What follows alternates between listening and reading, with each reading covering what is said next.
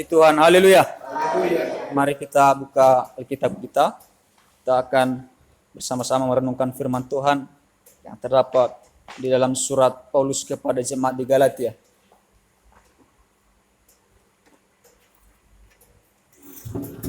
Surat Paulus kepada jemaat di Galatia pasal 1 ayat 1.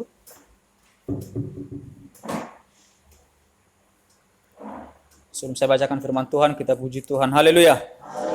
Dari Paulus, seorang rasul, bukan karena manusia, juga bukan oleh seorang manusia, melainkan oleh Yesus Kristus dan Allah, Bapa yang telah membangkitkan dia dari antara orang mati. Galatia pasal 1 ayat 1, saya bacakan sekali lagi. Dari Paulus, seorang rasul, bukan karena manusia, juga bukan oleh seorang manusia, melainkan oleh Yesus Kristus dan Allah, Bapa yang telah membangkitkan dia dari antara orang mati. Demikian pembacaan firman Tuhan. Kita puji Tuhan. Haleluya. Bapak dan Ibu kasih Tuhan, kita bersyukur kalau malam hari ini Tuhan kembali mempertemukan kita dengan sukacita. Kita tidak dilanda suatu masalah atau sesuatu yang membuat tubuh jasmani kita tidak bisa kita gerakkan.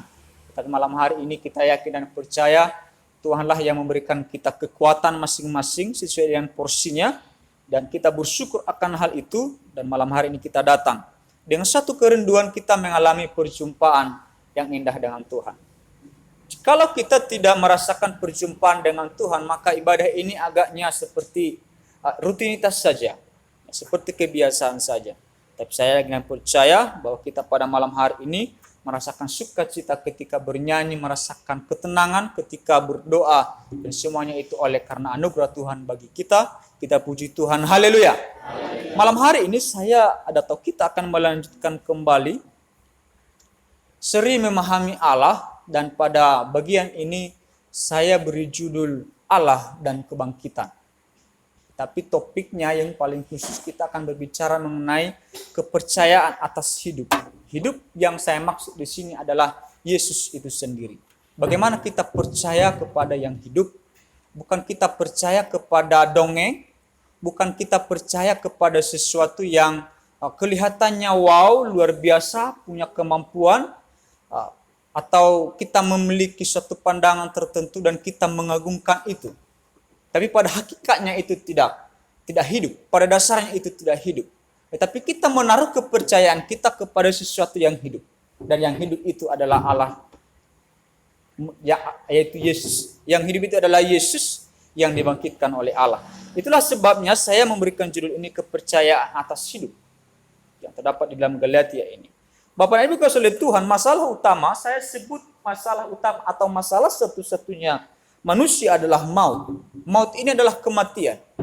Oleh karena manusia jatuh ke dalam dosa, maka maut ini sudah seperti ada di depan manusia itu sendiri. Artinya manusia itu kehilangan harapan. Ketika manusia itu mati, maka maut itulah yang menjadi upah. Tidak ada upah yang lain, satu-satunya upahnya hanyalah maut. Dan itu akibat daripada dosa itu sendiri. Jadi masalah utama manusia atau masalah satu-satunya manusia ini adalah maut. Bukan seperti masalah yang kita pikir selama ini, persoalan-persoalan yang berhubungan dengan batinia kita, perasaan kita, atau pertentangan-pertentangan adu mulut dengan yang lain, maka kita sebut itu masalah. Atau ketika kita tidak mempunyai kebutuhan pokok, atau kita tidak mempunyai apa gitu, lalu kita anggap itu masalah. Tapi saya sebut di sini dan saya menelusuri firman Tuhan, saya sangat yakin bahkan firman Tuhan di dalam Roma 3 ayat 23 katakan, karena semua orang telah berbuat dosa dan telah kehilangan kemuliaan Allah. Artinya semua manusia pasti masuk neraka. Pasti mendapatkan upah maut. Pasti mendapatkan hukuman karena mereka berdosa. Tak ada orang yang mengalami suatu harapan tertentu pada waktu itu ketika manusia jatuh ke dalam dosa. Kita semuanya Paulus katakan, karena semua orang telah berbuat dosa dan telah kehilangan kemuliaan Allah. Lalu ditegaskan kembali di dalam Roma 6 ayat 23. Sebab upah dosa itu adalah maut. Jadi inilah masalah-masalah yang saya lihat ada di dalam diri manusia itu sendiri. Ketika ini terus menerus tidak ada jawabannya, maka manusia itu akan dihantui secara terus-menerus akan dosa itu sendiri. Oleh karena itu di dalam Galatia ini, ya di dalam ayat 1 di dalam pasal 1 ayat 1 ini, Paulus menegaskan bahwa Paulus adalah rasul, saksi Yesus Kristus. Nanti kita akan bicara lebih banyak, apakah benar-benar Yesus itu bangkit ataukah tidak? Apakah benar-benar Yesus itu hidup? Apakah Yesus itu hanya cerita belaka? Seperti yang orang-orang lain sampaikan, kalau Yesus itu tidak bangkit, tetapi yang dikubur itu adalah mayat yang lain. Atau lebih tepatnya yang disalib itu bukan Yesus, tapi orang yang lain yang menyerupai Yesus. Sehingga bisa mereka memanipulasi data, memanipulasi informasi ini, sehingga ada keraguan timbul. Lalu apa yang terjadi kalau memang Yesus itu tidak bangkit, tidak hidup? Ini nanti akan menjadi permasalahan utama. Yang kedua, Paulus mengakui bahwa Yesus telah bangkit. Hal ini penting untuk diperhatikan karena makna kebangkitan Kristuslah yang memberikan kita kepercayaan untuk tetap hidup. Nanti di dalam Korintus, Paulus bercerita, kalau Yesus tidak bangkit itu maka sia-sialah kepercayaan kita. Ya, minimal di dalam ayat ini saya temukan dan kita belajar bahwa Paulus mengakui bahwa Yesus itu telah bangkit. Yesus itu tidak mati dan seperti walaupun Lazarus itu dibangkitkan oleh Yesus, tapi pada akhirnya dia mati. Tetapi Paulus mengakui di sini bahwa Yesus itu bangkit dan tidak pernah mati lagi. Lalu yang ketiga, Paulus mengatakan jika Allah lah yang telah membangkitkan dia dari antara orang mati. Jadi tidak bangkit sendiri, tidak bangkit gentayangan, atau tidak seperti yang orang-orang tua kita katakan kalau suji mati lalu dia akan datang 3 hari kemudian atau 7 hari kemudian dalam bentuk berupa-rupa bayang-bayangan. Nah, tidak. Tetapi Paulus mengatakan kalau Yesus itu mati, benar-benar mati, ya benar-benar mengembuskan nafas terakhir, lalu dia mengatakan yang membangkitkan dia adalah Allah. Tidak ada keyakinan manusia untuk tetap hidup karena bayang-bayang maut mengitari kehidupan manusia. Ya, jadi kalau Yesus tidak bangkit, maka tidak ada keyakinan manusia untuk kita tetap hidup. Tidak ada kepastian daripada kehidupan kita ini. Apakah kita ini lanjut hidup atau kita mati saja? Kita tidak akan sampai kepada pemahaman itu kalau Yesus tidak bangkit. Ya, maka bayang-bayang maut itu mengitari kehidupan kita. Kita akan terus berputar-putar di dalam perjalanan kita, bangun pagi lalu melakukan pekerjaan seperti tidak ada harapan. Dia tidak perlu bekerja, yang penting ada makanan, dia sudah tidak perlu lagi bekerjakan hal yang lain. Maka inilah yang terjadi kalau manusia itu mengatakan di dalam dirinya bahwa Allah itu tidak bangkit. Lalu selanjutnya, manusia tetap hidup dalam keberdosaannya karena mereka tidak mempunyai pandangan arah dan kemana hidup mereka. Kalau mereka tidak memiliki pemahaman apakah Yesus itu bangkit atau tidak, maka mereka akan tetap hidup di dalam keberdosaan mereka. Mereka akan terus melakukan perbuatan-perbuatan jahat mereka. Mereka akan terus menipu. Mereka akan terus berbohong. Mereka akan terus melakukan hal-hal yang berbau dosa. Karena apa?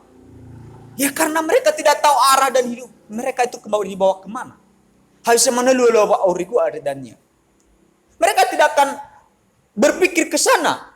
Karena mereka akan terus berbuat dosa, berbuat sesuatu yang mereka sukai saja. Manusia hanya akan makan, minum, bekerja, melakukan aktivitas semaunya saja tanpa ditegur oleh hati nuraninya.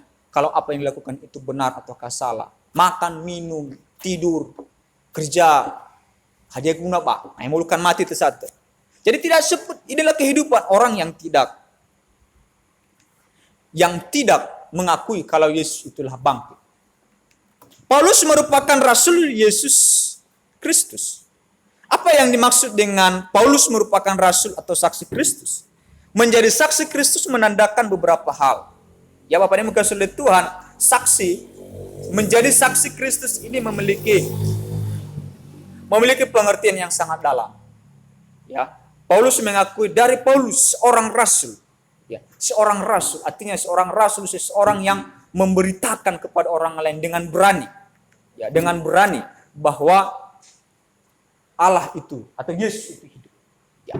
Menjadi saksi Kristus menandakan beberapa hal. Yang pertama, memberi pertanggungjawaban kepada orang lain bahwa Yesus Kristus telah bangkit.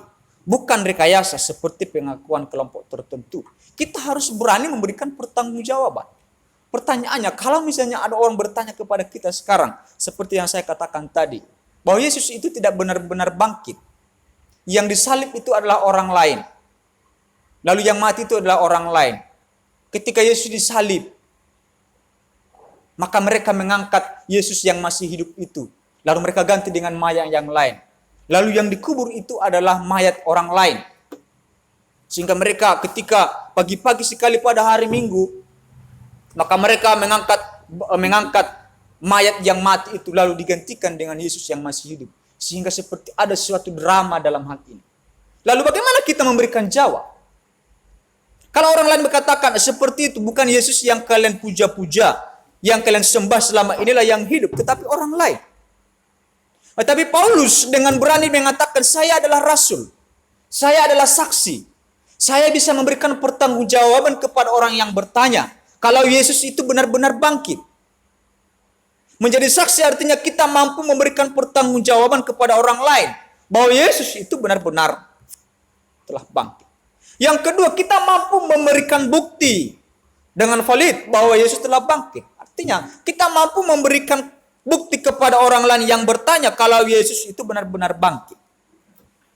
Itulah yang menjadi saksi Kristus.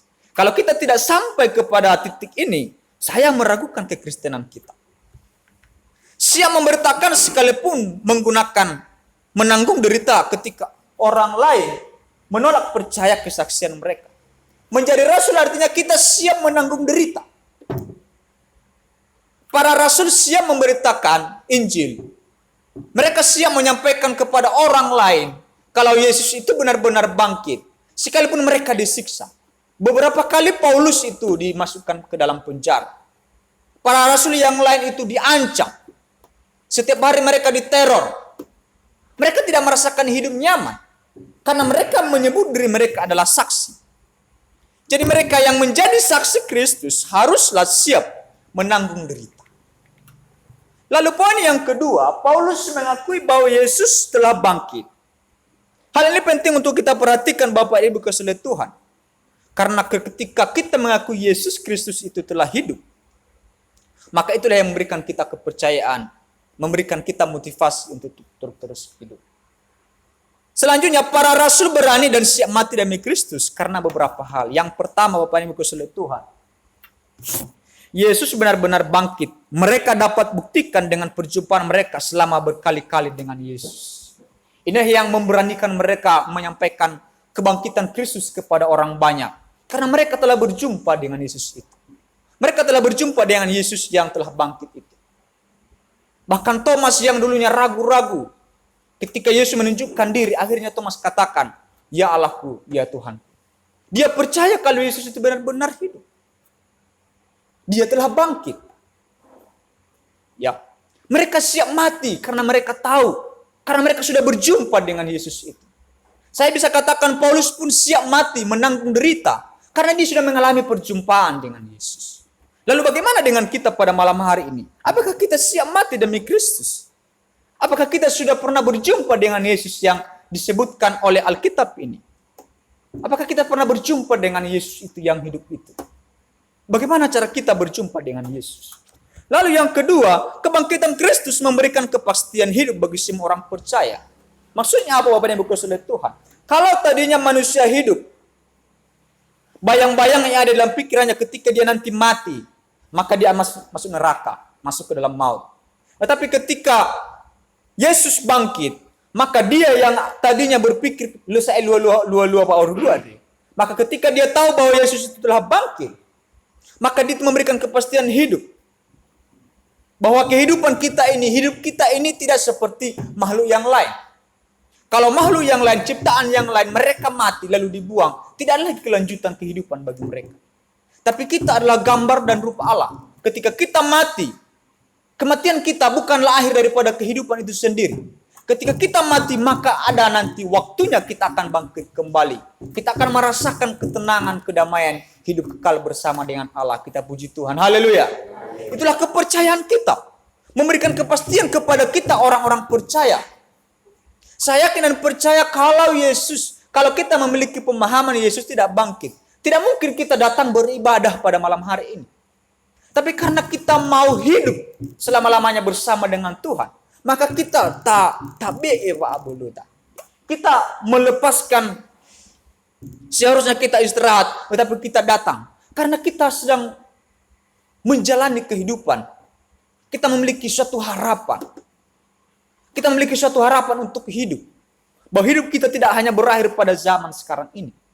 Kita tidak hanya hidup, makan, minum, tidur. Tapi kita memiliki suatu harapan hidup yang lebih baik. Dan yang ketiga, kebangkitan Kristus adalah kabar baik.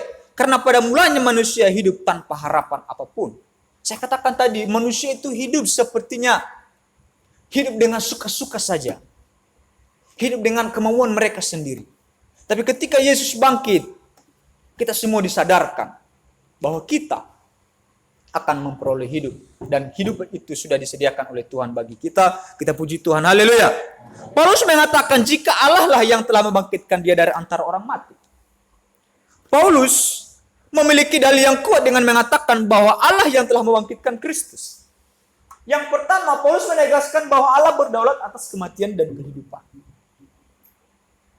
Dia memiliki kuasa untuk membangkitkan, dia memiliki kuasa untuk menghidupkan. Ya, jadi bukan sihir, bukan sulap ketika Yesus itu mati. Ya, barangkali Bapak dan Ibu pernah nonton di televisi atau ketika di pasar-pasar biasanya ada sulap-sulap, tiba-tiba dibunuh niha, lalu kemudian beberapa waktu kemudian hidup. Nah, bukan seperti itu beda. Itu sulap, tapi ini benar-benar bahwa Yesus itu, Allah itu berdaulat atas kehidupan manusia. Dan yang ketiga, pengakuan Paulus memberikan kepastian kepada orang lain bahwa kebangkitan Yesus layak dipertimbangkan. Hal ini mungkin karena pada mulanya Paulus adalah musuh orang Kristen. Pada mulanya Paulus inilah seorang musuh. Saya memberikan gambaran Bapak Ibu ke saudara Tuhan. Kalau saya punya musuh, tapi musuh saya itu mengakui kalau ini saya hebat, berarti saya ini benar-benar hebat. Ya, tapi saya berteman dengan Yarman ini. Lalu Yarman ini karena kami berteman, dia mengatakan kalau saya ini memang baik. Semua orang pasti ragu-ragu. Berme abumu wa'uwa'uda. Tapi karena saya bermusuhan dengan Arwin mengakui bahwa saya inilah baik, maka semakin pastilah, semakin yakin, orang lain lebih yakin, semakin percaya kalau ini saya baik. Seperti itu yang terjadi dalam kasus Yesus ini bangkit. Pada mulanya Paulus ini adalah orang yang menentang. Tidak mungkin Yesus itu bangkit. Itu adalah rekayasa orang Yahudi saja. Tapi pada akhirnya dia mengakui kalau Yesus itu benar-benar bangkit. Oleh karena itulah kita menaruh kepercayaan yang benar-benar percaya, yang benar-benar kita mengakui bahwa memang Yesus itu benar-benar bangkit dan hidup. Karena apa? Karena Paulus yang dulunya musuh pun mengakui bahwa Yesus itu bangkit. Nanti ada 5 sejarawan yang akan saya katakan, yang akan saya sampaikan pada malam hari ini sebagai dukungan kepada kepercayaan iman kita bahwa Yesus itu benar-benar bangkit. Yang ketiga adalah jika Allah membangkitkan Yesus, Allah juga akan membangkitkan orang percaya untuk mendapatkan upah dari hasil jerih lelah kita. Jadi Bapak dan Ibu yang kasih Tuhan, kerja keras kita, keseriusan kita beribadah selama ini, Tuhan akan bayar dan itu pasti memuaskan hati kita. Amin. Kita semua akan dipuaskan dengan apa yang menjadi usaha pekerjaan kita. Asal kita tetap setia dan taat kepada Tuhan, kita pasti memperoleh upah dari hasil jerih payah kita. Yang selanjutnya Bapak dan Ibu kasih Tuhan, ada banyak orang yang mengembangkan Yesus. Ya. Ada banyak orang yang mengatakan kalau Yesus itu tidak bangkit atau bukan Yesus yang disalib itu tapi orang lain. Pada bagian ini saya coba akan memberikan beberapa jawaban kepada Bapak dan Ibu, kiranya mungkin bisa memberikan jawaban. Andai kata kita bertemu dengan orang lalu mempertanyakan, apakah Yesus itu benar-benar bangkit atau tidak? Karena apa? Karena ketika orang katakan Yesus itu tidak bangkit, ya, keinginan mereka adalah jika Yesus tidak bangkit dengan sendirinya, iman Kristen akan runtuh. Kepercayaan kita ini akan seperti suatu kebohongan saja, mengada-ada, tawa'u wa'manu. Kalau Yesus tidak bangkit, maka peribadatan kita selama ini akan berakhir dengan sia-sia. Paulus menyadari hal itu. Itulah sebabnya di dalam 1 Korintus 15 ayat 14 sampai 17, Paulus katakan jika Kristus tidak bangkit, maka sia-sialah kepercayaan kita. Paulus katakan kalau memang Yesus itu tidak bangkit, kita tidak perlu beribadah seperti malam hari ini. Kalau Yesus itu tidak bangkit, untuk apa kita beribadah? Ta'ahuri ke ba'aboloda babangun ya iya. Oleh karena itu di dalam 1 Korintus 15 ayat 14 sampai 17, nanti Bapak Ibu silakan baca, kita akan menemukan di sana intinya Paulus katakan kalau Kristus tidak bangkit, maka sia-sialah kepercayaan kita. Oleh karena itu, Yesus telah bangkit. Di dalam Kisah Para Rasul 2 ayat 32, ada bukti-bukti yang mengatakan kalau Yesus itu bangkit. Ya, di dalam firman Tuhan Galatia tadi katakan Paulus katakan, melainkan oleh Yesus Kristus dan Allah Bapa yang telah membangkitkan dia dari antara orang mati. Ada bukti-bukti daripada firman Tuhan yang mengatakan bahwa memang benar Yesus itu bangkit. Di dalam Kisah Para Rasul 2 ayat 32 firman Tuhan katakan, Yesus inilah yang dibangkitkan Allah. Dan tentang hal itu kami semua adalah saksi. Lalu kemudian di dalam Kisah Para Rasul 3 ayat 15 firman Tuhan katakan, demikianlah ia pemimpin kepada hidup. Ya, pemimpin kepada hidup, kamu bunuh. Tetapi Allah telah membangkitkan dia dari antara orang mati. Dan tentang hal itu kami adalah saksi. Jadi firman Tuhan sendiri menyampaikan kepada kita bahwa benar Yesus itu bangkit. Ya, terlepas daripada isu yang dikembangkan itu Bapak dan Ibu sekalian Tuhan, kita perlu memberikan bukti-bukti yang sah. Ya, kita perlu memberikan bukti kepada orang lain kalau Yesus itu benar-benar bangkit. Ya, kita bisa menyampaikan kepada mereka bahwa apa yang mereka sampaikan itu kebohongan belaka. Kalau ada orang-orang di luar sana yang tidak percaya kepada kekristenan, mereka tidak datang beribadah karena mereka berpikir Yesus itu kan manusia, mati lalu tidak mungkin dia bangkit. Ya, maka kita perlu memberikan bukti-bukti. Yang pertama adalah di sana saya ambil daripada Apologetika Indonesia dari Instagram, dan ini benar-benar suatu akun sosial media yang memberikan pencerahan kepada kita mengenai Yesus itu bangkit atau tidak. Flavius Josephus, sejarawan Yahudi, pada tahun 37 sampai pada 100 Masehi dia hidup, dia katakan, ketika Pilatus mendengar Yesus dituduh oleh orang-orang yang memiliki kedudukan tinggi di antara kami, telah mengutuk dia untuk disalibkan. Ya ini. Flavius Josephus mengatakan di dalam Josephus Antiquities, dalam bukunya, dialah seorang sejarawan, dia katakan bahwa memang Yesus itu pada waktu itu benar-benar dituduh. Jadi bukan cerita belaka. Jadi Alkitab yang sedang kita pegang ini benar-benar apa yang tertulis di dalamnya benar-benar terjadi. Ya. Lalu yang kedua, Cornelius, sejarawan terbesar Romawi, mengatakan bahwa orang-orang Israel yang dibakar hidup-hidup itu, Nero memikul dosa pembakaran Roma dan memberikan siksaan yang hebat untuk kasta yang ia benci. Yang ia benci karena kekejian mereka yang disebut orang Kristen oleh rakyat. Dia pun menuliskan kalau orang Kristen pada zaman itu benar-benar disiksa karena kepercayaan mereka kepada Kristus. Lalu kemudian Lucianus dari Samosata, kamu tahu orang-orang Kristen menyembah seorang pria sampai hari ini.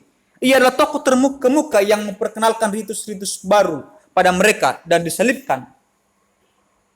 Oleh karena itu, jadi Yesus disalibkan. Dan itu fakta Bapak dan Ibu sekalian Tuhan. Jadi kepercayaan kita tentang kebangkitan Yesus tidak hanya didukung oleh firman Tuhan Alkitab, tetapi sejarawan orang-orang di luar sana, bahkan mereka yang bukan golongan orang Kristen, mengakui kalau Yesus itu benar-benar hidup. Lalu yang selanjutnya bara. Keuntungan apa yang diperoleh orang Yahudi dengan menghukum mati raja mereka yang bijaksana? Sejak waktu itulah kerajaan mereka dilenyapkan. Dia pun menuliskan, seorang filsuf sendiri mengatakan apa keuntungan mereka membunuh Yesus itu. Jadi ini berupa fakta-fakta Bapak dan Ibu sekalian Tuhan. Talmud Yahudi. Ya, Talmud Yahudi. Jadi kalau agama Yahudi itu Bapak dan Ibu sekalian Tuhan, mereka mempunyai Alkitab sendiri selain daripada perjanjian lama. Lalu ada Talmud Yahudi, yaitu tulisan kerabian, tulisan guru-guru agama Yahudi itu. Pada malam Paskah, Yesus diganti. Apa Apa yang coba saya sampaikan kepada kita pada bagian ini Bapak dan Ibu yang kasih Tuhan? Bahwa Yesus telah mati dan dia bangkit. Dan kiranya itu meneguhkan iman percaya kita kepada Tuhan. Itulah sebabnya kita menaruh harapan percaya bahwa kehidupan sungguh ada dan tersedia bagi kita yang percaya kepada Yesus Kristus. Mulai pada malam hari ini, janganlah kita ragu dan janganlah kita sungkan-sungkan atau ragu-ragu menyampaikan berita ini kepada orang lain. Kalau Yesus itu benar-benar hidup dan dia hidup untuk memberikan kita kepastian hidup. Kita pun hidup melalui Yesus Kristus itu. Karena kita yakin dan percaya kalau Allah pun pasti akan memberikan kita kehidupan sebagaimana dikaruniakan kepada Tuhan Yesus Kristus. Kita puji Tuhan. Haleluya. Malam hari ini sangat singkat.